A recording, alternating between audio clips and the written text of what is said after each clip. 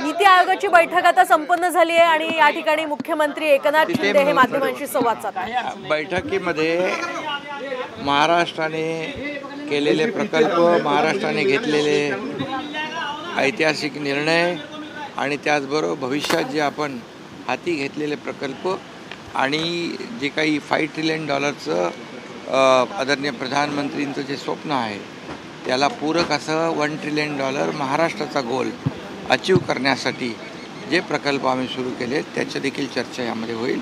एकंदरीत विकसित भारत 2047 यावर चर्चा होईल। पायाभूत इन्फ्रास्ट्रक्चर प्रोजेक्ट आपल्याकडे महाराष्ट्रामध्ये खूप मोठ्या प्रमाणावर आहेत।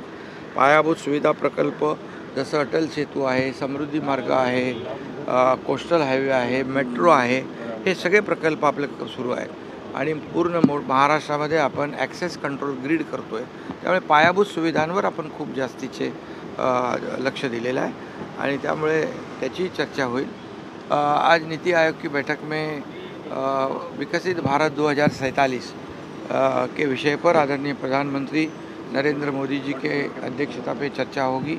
महाराष्ट्र के विकास के बारे में भी चर्चा होगी, केंद्र सरकार के सहयोग के बारे में चर्चा होगी और 2047 में विकसित भारत बनाने के लिए, देश को आर्थिक महासत्ता बनाने के लिए जो सपना आदरणीय मोदी जी ने लिया है उसको पूरक हमारा महाराष्ट्र राज्य काम कर रहा है। निश्चित रूप से उनके $5 ट्रिलियन के लिए सपने के लिए $1 ट्रिलियन एक जो महाराष्ट्र का गोल है वो भी अचीव करने के लिए हमारी सरकार काम करे। बड़े पैमाने पे इंफ्रा प्रोजेक्ट महाराष्ट्र में विकास और कल्याण, ये दोनों कल्याणकारी योजनाएं भी महाराष्ट्र में अभी घोषित की है।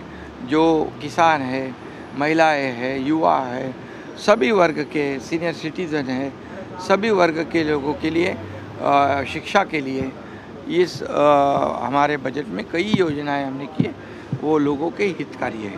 तर